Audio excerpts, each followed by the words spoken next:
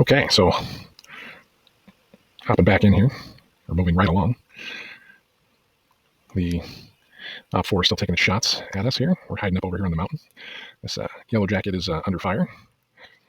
We've got our artillery units over there just waiting to get their strikes in. You know, as they keep shooting at us with the big guns, they're getting that breaching shot too. And that seems to be the typical AI behavior. Freeze in place, take the big one shot. And there seems to be a tendency. It's interesting, the AI prioritizes striking VTOL units first.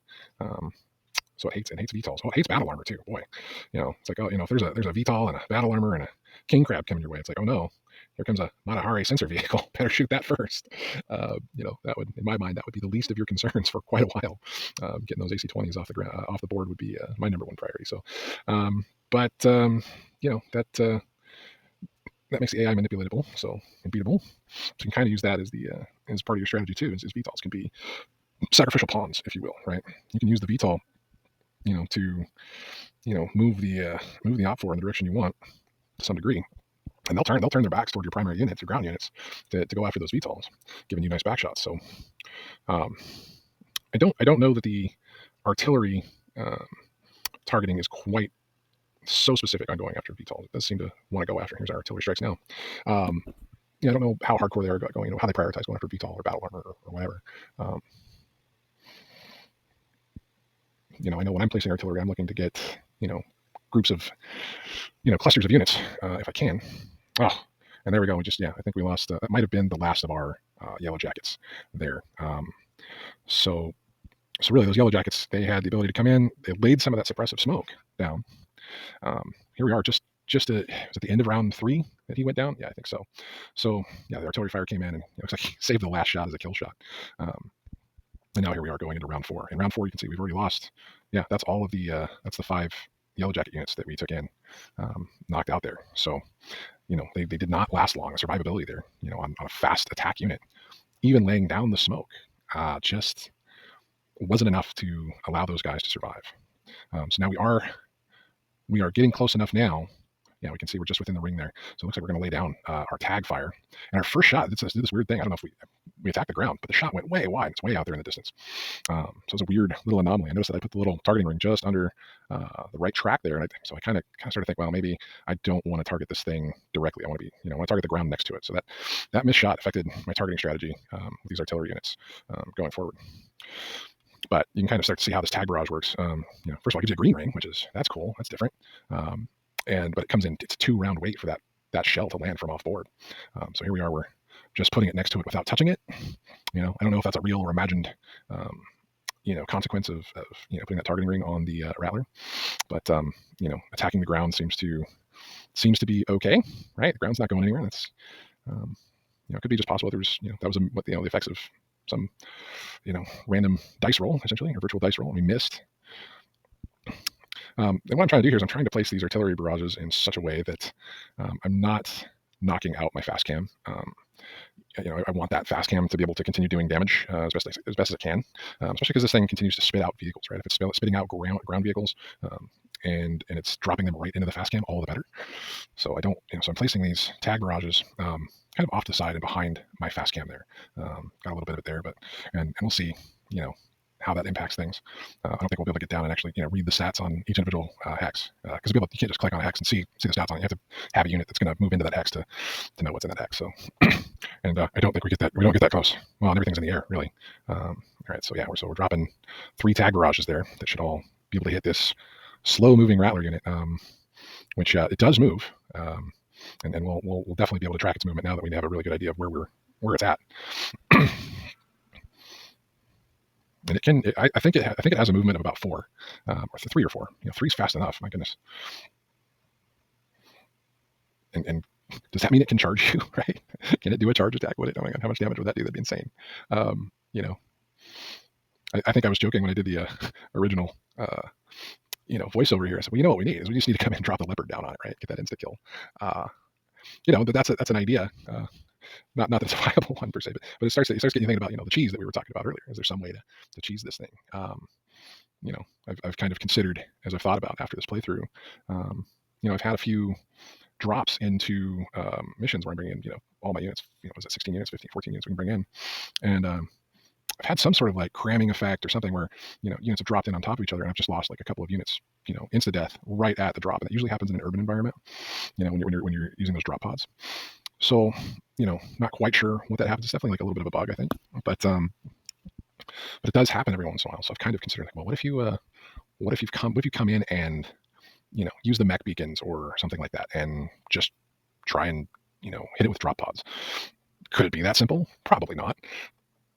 But you start when you're coming up against something like this, you kind of start trying to think as creatively as possible. So we might try a strategy like that in the future, just to see what some of these other ideas can do. I know, reading on Reddit, there's a fellow, he had really come after this and done some great work and posted on Reddit. What you're facing. Hey, look at that! I think we knocked out that SRM carrier. So, and it doesn't. By the way, knocking out that carrier didn't seem to be one of the original op4 pieces there. Didn't up our percentage, I don't think. So, so whatever you see on the left hand side there for support lances, it's that plus whatever it's spitting out. But this guy on Reddit, he'd done pretty good work at trying to sum this thing up, and he was having some success, at least with survivability, but he was running into all the same problems that we're confirming here. But somebody had hopped in and commented like, well, what happens if you drop battle armor on it? Well, that's an intriguing strategy. I don't know that you can. In fact, I would guess not, because you can't drop battle armor. I don't think you can drop battle armor onto tanks, and I know for sure you can't drop them onto turrets. So I don't think you could get the swarm attack mechanic going against this thing. But if you could, that'd be great. In the real world, not in the real world, but in this universe, there's theoretically no reason why you shouldn't be able to. As I was reading on Sarna, this Rattler, it's got like a crew of like 100 or something like that. So it's it'd almost make the most sense to drop battle armor on top of this thing and let them breach inside and go. This thing's more like a ship than it is a tank. So you just shoot them and get them inside there, and boarding party operation essentially. In fact, judging by the tonnage here, I would think that the Rattler is quite a bit heavier than like a Leopard dropship, right? So, trying to get in there and get at it, would seem like it could work. So, it's worth a shot just to see, if that's a possibility. So, might be worth coming in and doing a couple of proof of concept videos and just do one where we do an all battle armor sort of thing. And, full disclosure, I started this playthrough before the last major update. The last major update actually took away the ability to play the battle armor. The battle armors are now, an AI-driven unit, which, totally understand from their perspective why they did it. But I don't know. I like having the control of the little guys, and it's fun. But the argument that they are OP, especially when it comes to the sensor, use there and using those against the enemy, it's a little bit unfair, I suppose. But warfare's unfair, so why not? Actually, it'd be nice if it was just like optional. Like, I can imagine that if I was bringing in, 8 to 12, battle armor units, that I would really kind of prefer them to be AI, so I didn't have to manually deal with all of them. So there's pros and cons to everything. The problem with these, AI-driven units, though, is like, well, if you've got a strategy or a tactic that you want to employ, the AI is not necessarily hip to what you're trying to accomplish. So those AI units can really only serve as harassing and diversionary units, which is fine. That's certainly better than nothing or having to go it alone.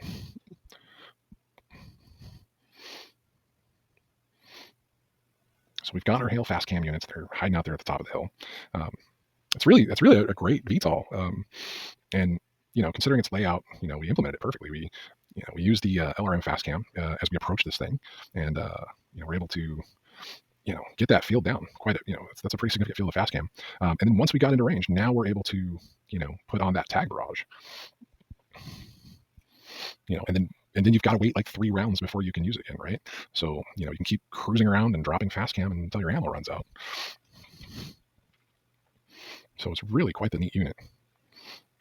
We didn't target anything directly with that tag barrage, but the tag barrage is really just a cool concept because if you tag a unit instead of attacking the ground, those green circles will follow the target. If you scored the hit on there, if you miss, it'll still just hit the ground where you hit it. But that makes that unit pretty effective, even in the earlier mid game portions there. Especially when you're dealing with smaller, faster units that can move around. You hit a locust with that, and it thinks, oh well, I'm just going to run. Well, this artillery is going to hit, follow you. And it's got enough punch to knock you out. So we see now that they're starting to take some shots on our Phoenix Hawks. Now that the Yellow Jackets are gone, but they're struggling. They're struggling to get at those. That 11 evasion, with the combination of the smoke and anything else is definitely helping out there. See our Hail artillery unit taking some fire there from some missiles that weren't terribly effective, so that's good. I haven't seen any damage pop off on that.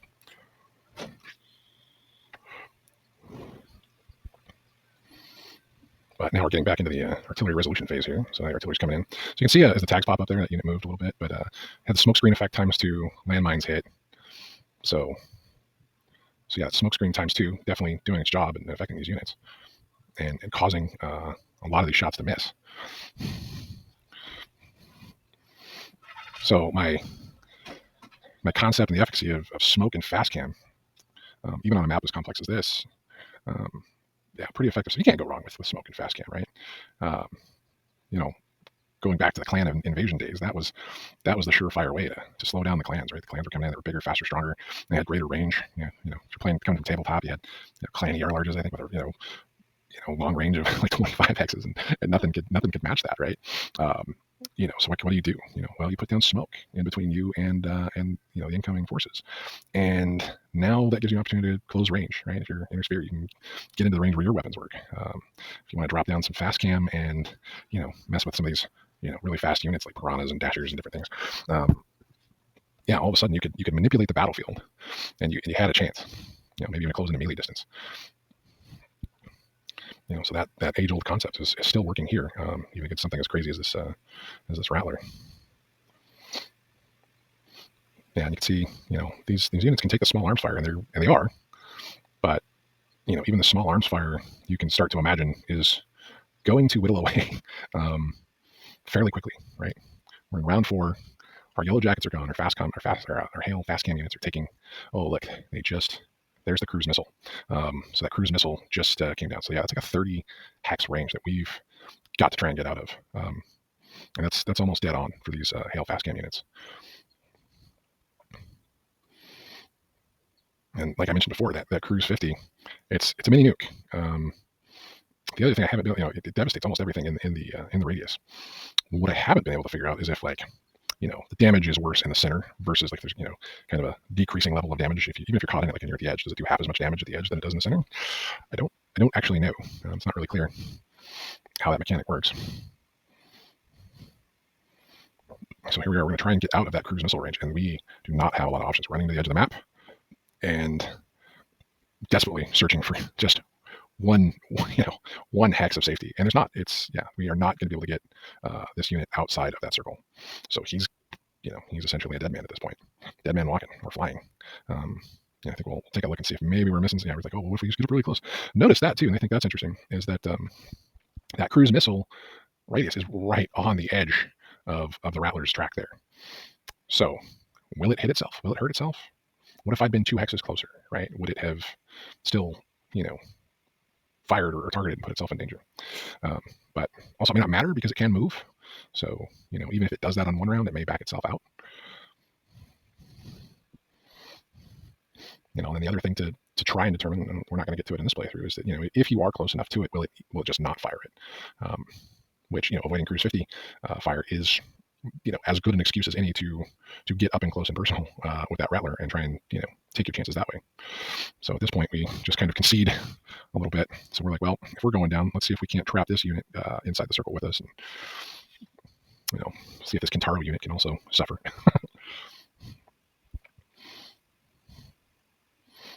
And I don't, I suspect too, that's why we see a lot of this memory leaking here is, each unit's got to try and make these decisions on, okay, how do I navigate all this FASCAM? How do I get off the circle?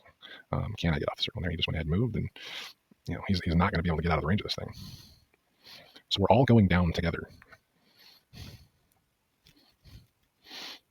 Now the hope is that we can get a couple of these units out and have some survivability. There we go. So we just only have a couple of hexes that we could get, find safety and refuge. So we'll keep a couple of these guys alive. As I'm playing through this, I'd said, well, at some point there's going to be a point of no return. My fail condition is, once I no longer have any of these FASCAM units, I'm not going to be able to lay artillery at a distance.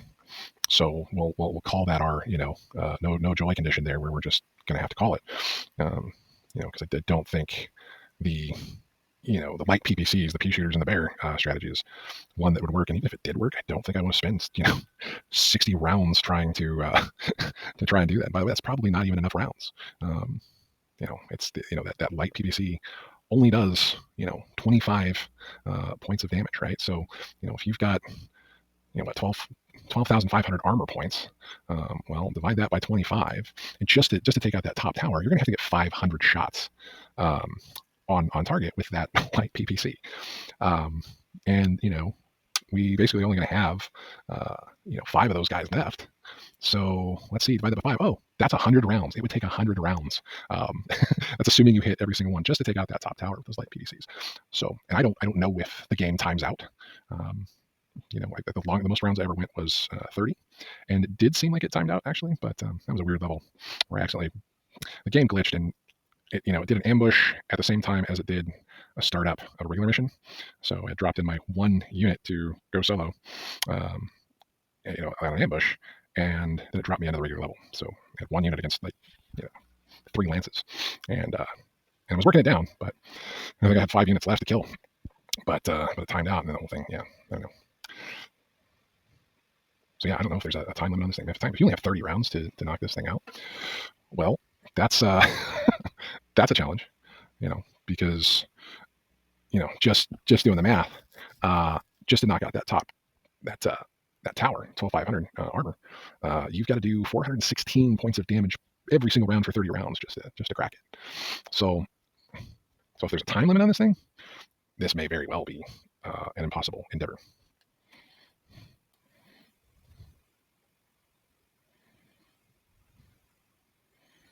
So we see that they've got their yellow jackets up in the air, but those units have not been as much of a pain in the ass as I originally thought they were going to be. Our Phoenix Hawk units are still excelling at getting outside and away from this these devastating artillery strikes. But unfortunately, they're just underpowered. and that's where, with all things, there's always a bit of a rock, paper, scissors mechanic, right? You can get high mobility, but you're probably not going to have good armor or attack, right? You can get really good attack, but you're probably not going to have really great mobility. By the way, it's totally doable to get really good mobility and attack and defense. You can create some really great units, but for this scenario, you need extreme mobility, and you're not going to be able to get extreme mobility and good attack stats. It's going to be very, very difficult to accomplish that, especially when you're talking about having to move 15 hexes. There's only a handful of things in the game that can do that to begin with. As far as I can tell, there's not a whole lot of options there. There's still plenty of stuff in the game, units that I haven't, as of this recording, haven't come across. I know there's, sanctuary worlds and, a bevy of clans and periphery powers with all sorts of different unique units and weapons. And I have not explored all of those yet. So it's certainly possible that there's something that we can find, that can be applied to this, applied to this problem.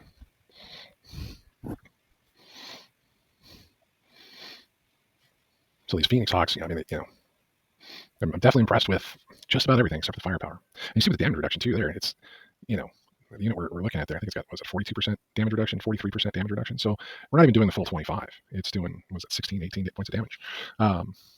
Yeah. So, even against Yellow Jackets, which are actually fairly well armored by VTOL standards, but, we're not able to even do a whole lot of damage to those guys. We're just kind of keeping them at bay, really. The sensor debuffs are definitely working, so that's good.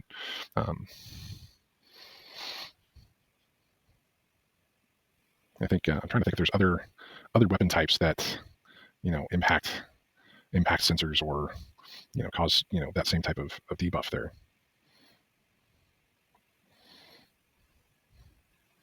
One of the weapons I thought might have a little bit of efficacy was the haywire lasers, because I think they knock your movement down. I almost want to say that they do apply some sort of penalty to hit. So that almost seems within the realm of doability, where you can get some haywire lasers on some of these fast moving lambs. So you're getting the positive or net benefit of interfering with the enemy and keeping it from hurting you. But once again, you're still not doing the massive amounts of damage that it's going to be required to knock this thing out.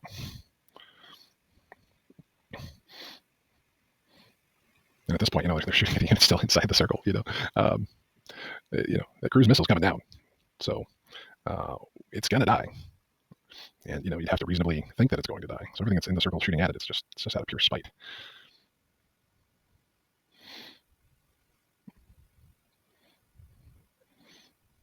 But as those VTOL units are dwindling down, they're definitely taking the pot shots at the Phoenix Hawks there.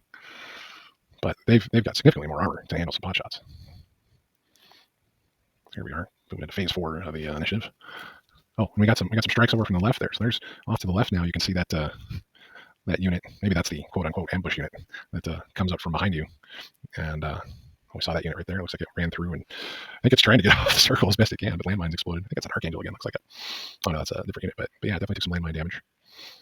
The other nice thing about landmines too is if you have a unit that wants to run at you and do a charge attack, it'll suspend that charge attack. So yeah, you can tell I have the greatest admiration for FASCAM, and the way they've done it in this game has just been absolutely brilliant.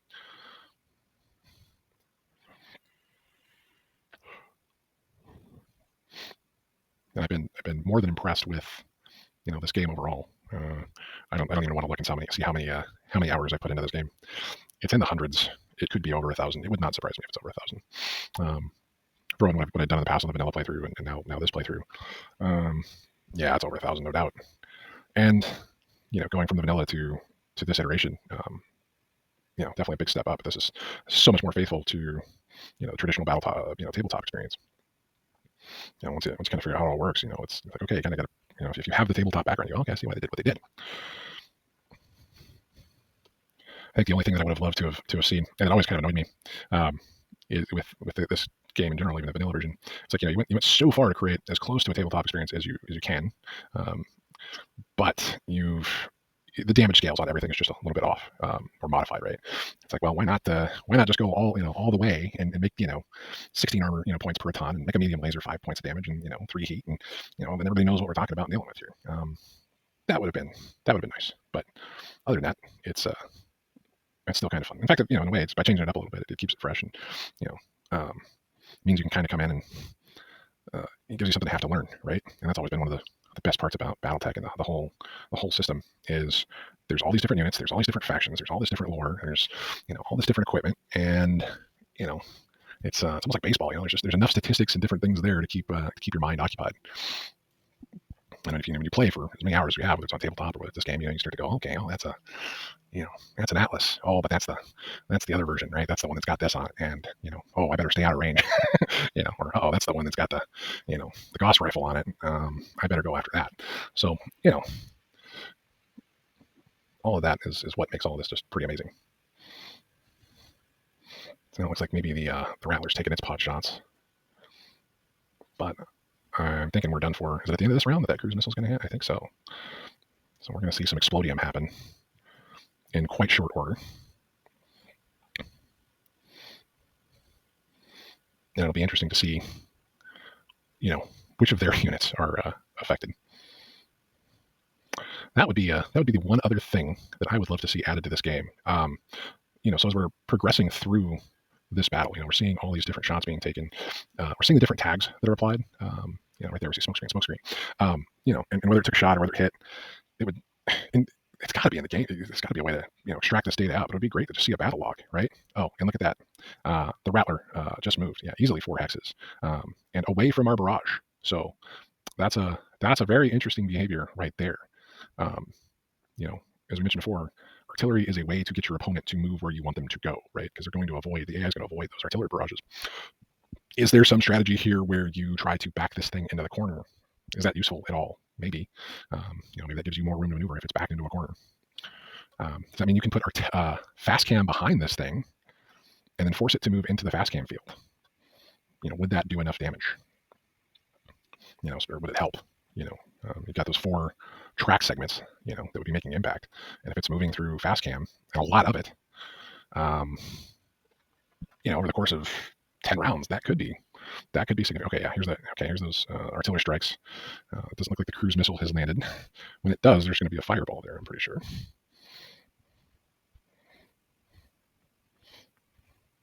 Oh, and it knocked out the tag barrage on this FASCAM unit. So, that unit, and the alarm fifthering. So its weapons are out, so that unit's effectively out of the fight no matter what. Oh, okay. Well, he got shot down before the cruise missile came in. Maybe that's better. I mean, if you got to go, I don't know how you want to go. Do you want to go out in a nuclear flash, or, do you want to have a few seconds where you're watching yourself, crash towards the ground, completely out of control? Okay, so there's that. This is the cruise missile. And of course, the game's trying to calculate exactly what it needs to explode here. So look, plus 63, plus 97 heat. We lost that other FASCAM unit. Um, it looks like the units that were further out weren't as badly damaged. They were able to take it, but they definitely took that heat damage for sure. Looks like some of those units we hadn't even touched got knocked down by about half on their armor. That's our FASCAM, or that's our artillery that just went down. So Tag Barrage hit. But I don't know how much of it hit the Rattler because it moved out of the way. So if you're going to lay artillery onto this thing, yeah, you can see the smoldering wreckage that leaves behind. So that's kind of cool. You also notice that like where there was FASCAM triangles or indicators, those are gone now. But I can confirm that if you were to try and jump in those hexes, you can still see that it thinks that the FASCAM is there. You'll notice that the units won't move through that area. Maybe not on this playthrough, but that does seem to be a mechanic there. Yeah, Arrow 4 coming our way. And at this point, Arrow 4 is like quaint, right? So, all right. I think we'll give ourselves a little bit of a break here, and we'll see you on the next one.